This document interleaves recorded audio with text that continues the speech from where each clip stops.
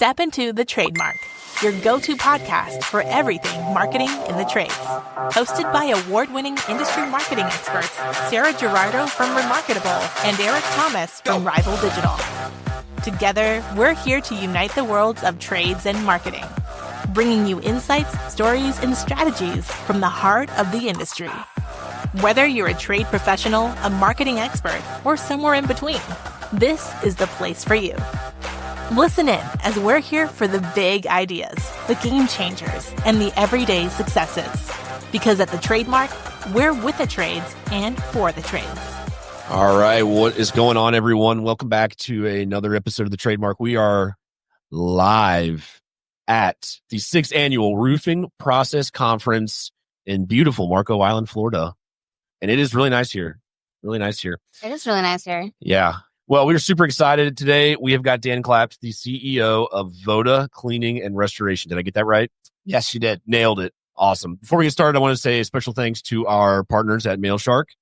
Head over to themailshark.com if you want to learn more about MailShark's direct mail, all their great marketing capabilities for your business. Dan, welcome to the show. Yeah, I'm glad you got it right. You did practice before. Yeah. The name of the company. I practiced. Practice makes perfect, they say. Yeah.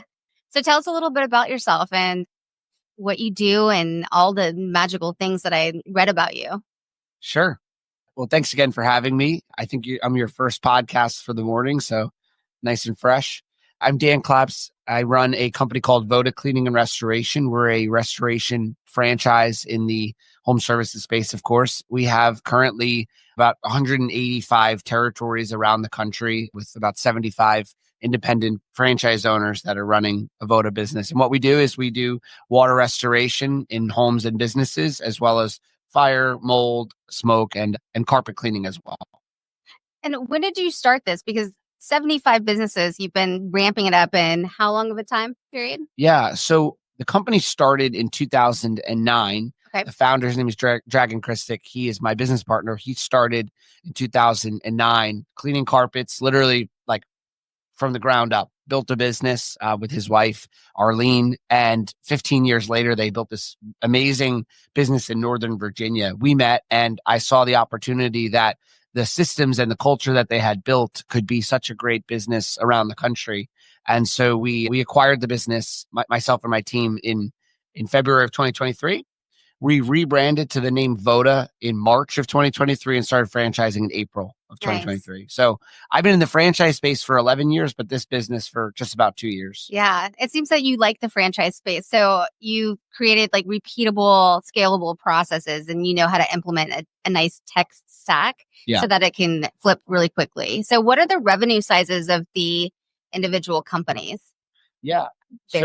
That's exactly right. We've taken really franchise methodologies to run the business and put into the business to help anyone that has, an executive background can plug into our systems that and start to build a business from the ground up. The business that we acquired, the original founding location in 2022, was doing about 1.7 million in gross sales with a 23% profit margin. And then in 2023, in the year that we were part of it, we ended up doing 2.4 million with a 27% profit margin. Wow. Our franchisees it ranges in franchising. There's what's called earnings claims. You have to be cautious of what you say, but what I can share is that we're aiming to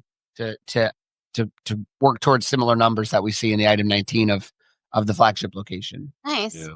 Nice. Yeah, a lot of times I remember in my very short stint in the franchising world, what I've noticed a lot of times with like franchise businesses is like for a franchisee, a lot of times they're kind of like white collar by trade, but then they open a franchise and then they learn the blue collar side of the business. Whereas like non-franchise businesses are more like blue collar, trying to learn the white collar side. They're like more of the business side of things.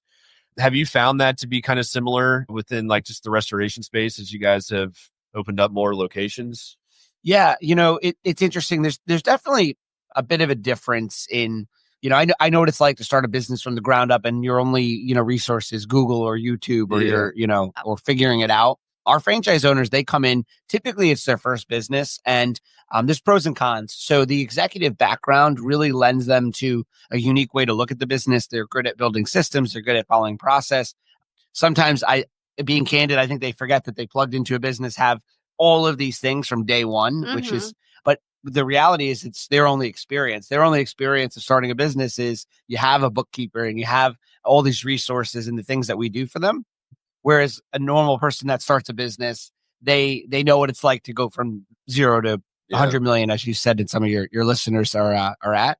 So I think there's pros and cons to being a franchise owner. There's definitely a lot of value to starting it on your own, figuring it out on your own. I think you appreciate where you get to it in a different lens. But our franchise owners, what makes them successful is the fact that they don't have that blue collar background, and it gives them a unique way to run the business. Yeah. My cousin, he owns 2 different franchises. He owns a pest control and then like a Christmas light franchise. And yeah, he didn't really come from a blue collar background, but more, business and sales and marketing side. And he's crushed it, in the blue collar space, franchising those kind of businesses. Yeah, but I don't really, and I've seen a lot of like franchisors actually be from the tech industry or telecom or in like incredible marketing backgrounds. And I think they make interesting business owners, right? Yeah. They may not know the space. And so it can be a little bit, I see some challenges with them, but they can take it and they have a different mindset because you have to see the opportunity. And sometimes when you're growing a blue collar business from ground zero, you only see like the hard work. Yeah. Right. And so I think franchises are interesting because it gives you the model. You just have to use the model. Yeah. And some of them are so resistant to use, even the ones that are buying it, which I think is interesting. I'm like, they're giving you the blueprint for success. Yeah. Stick with the blueprint. And so is that what you guys do, is you give them a systemized process out the door as they become?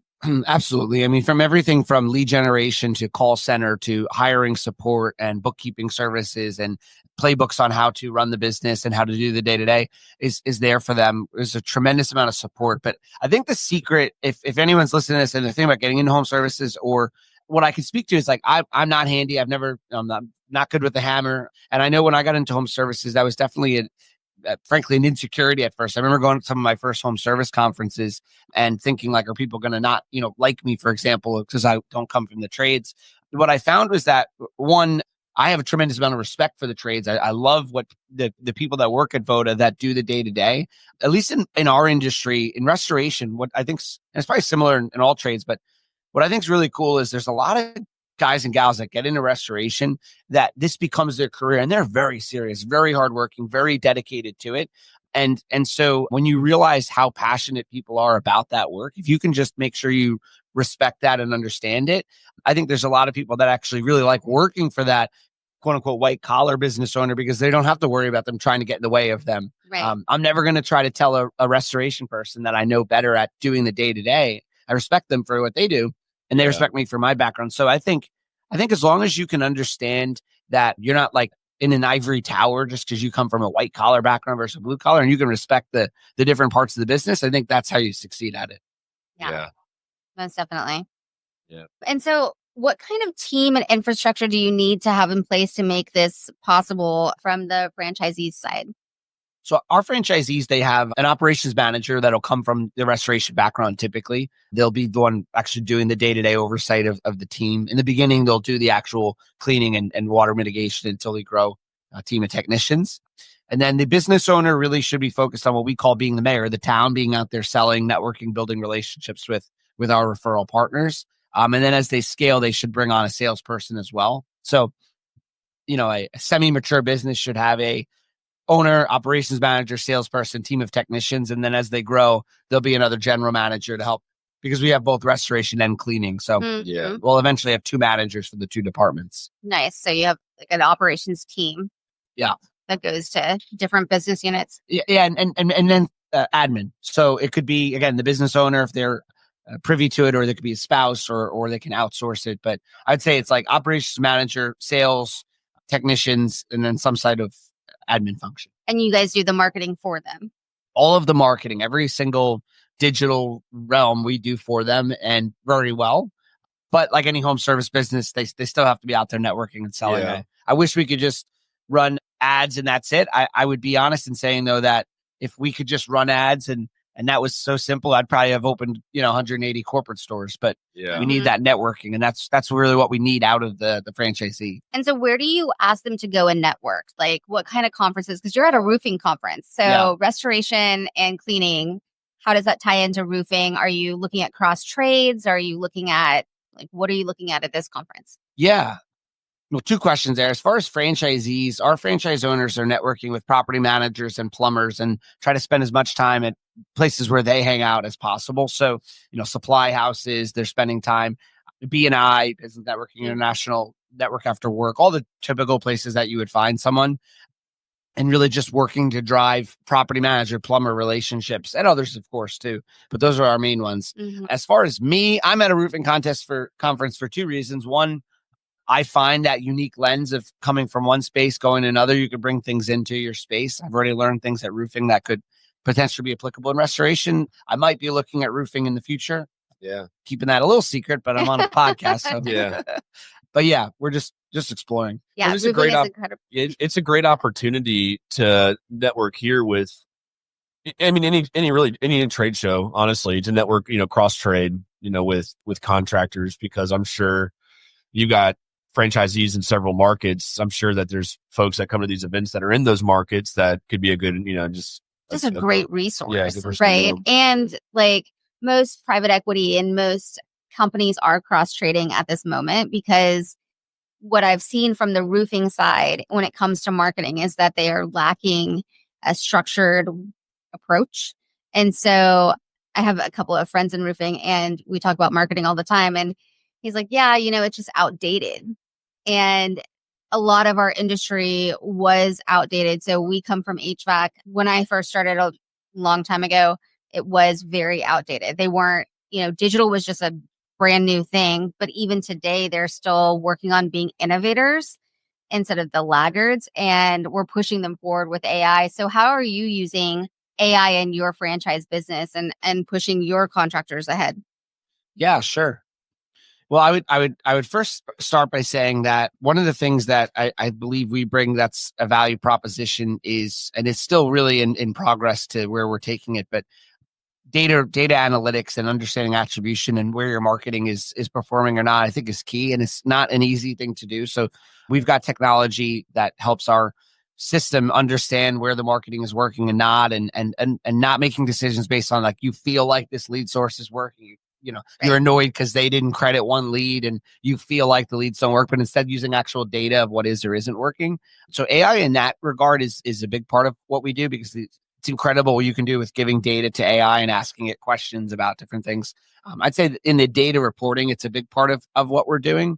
And that's probably the key area. As far as marketing, I'd have to say, I guess I'm at this conference to learn what people are doing, because can't think of anything too groundbreaking that we're doing with AI on marketing yet, but I'm sure we'll figure out something soon. Yeah, most definitely. I think it's more about using AI and automation, right? And then having someone, it's taking the marketing role from, wearing so many hats and doing so many channels and having so many marketers, to what can be automated and taking their role and evolving it to an automation generative AI manager. So it looks totally different. Yeah. But still the same. And then part of your marketing budget will now be spent on a tech stack of AI and that type of innovation versus an automation versus, whatever marketers do and the overhead that we cost. Yeah. So it'll be interesting. That's where my brain goes. I'm like, oh, what can I do? And how can I do it faster? What's crazy about AI is you don't realize how much you actually are using it. So, for example, in our text messaging, I'm realizing that's an AI interface that's responding based on, sentiment and people's replies. I don't know. All I know about AI that is groundbreaking. I grew up, I'm 32, so I grew up in the 90s with computers. You had the Macs, and Google's been a part of my life since I can remember. And my loyalty to Google, I've had Google search probably every day, right? Yeah. Search something, and all of a sudden the other day I was like, oh. I'm magically, instead of going to Google, I'm in ChatGPT researching and think about how powerful Google's been, how much it's been a part of your life. And all of a sudden you're just abandon it to go to AI because it's that good. So I'm pretty bought into making sure I keep up with AI. Well, and also that also speaks to the fact that Google has gotten by for so long without truly innovating their product, like their search product. And just because like everyone's gone there to Google it for years, but now that there's a place that has more complete answers for informational search, now it's like, well, I'm not going to Google now. I'm going to go get the answer from ChatGPT. So that's where I think like there's really going to be some disruption in the search space. Yeah, I think SEO is completely going to change. Completely. And we've been talking about this for years, right? Yeah. Especially when it comes to ad placement. And it's not just about Google anymore. It's about, well, where are your ad placements in those listings that are pulling from the new search, which is ChatGPT. I mean, the scariest thing that no one's talking about. Sorry. What happens when, like, I just recently, yesterday, I realized what I was doing, which was I was looking for a restaurant in ChatGPT. Mm-hmm. That's like when I'm saying, what's the best restoration company in my area in ChatGPT? Like, how does that correlate to ads? And how are you gonna win the AI, vote to be number one in their eyes or its eyes? Yeah, we're competing in a totally new space, and like SEO has worked so hard to get page one, but it's totally changing because now it's like PR listings. And that's what I was just about to say. Like we've been like very extensively trying to figure this out because we do SEO, and like if we don't figure this out, like our livelihood is at risk if we don't get it figured out. And so anyone listening here is getting like the ultimate gold nugget. Mm-hmm. Yeah. So ChatGPT, like when they pull those results, ChatGPT is going to favor the person that has the cumulative sum and the most signals pointing towards them being that person or that restaurant or that company. And so what's going to be huge for AI search is not just content on a web page that has the correct amount of keyword density, backlinks, internal links, title tags, whatever. It's going to be how many times did you name it company has been voted with signs of trust via a link, a PR placement, a video, whatever it might be. How many times did they get that placement or that vote of confidence? And that's how ChatGPT, from what I've found so far, that's how they're organizing those results. It's wild. So like I actually just did a search while we were talking in ChatGPT, and it's like, I said, who's the best restoration company near me? And then it says, to help you, I need to know where you are, which I'm sure eventually it'll know that based on the phone. So I said, who's the best water damage restoration company in Marco Island? And then it gives you an answer for water damage restoration service in Marco Island. 3 highly recommended companies are, and then it gives you 3 companies with a lot of detail why. But I have no idea why it picked those. That's something we'd have to figure out, right? To then be able to convince it like you do with Google. Yeah.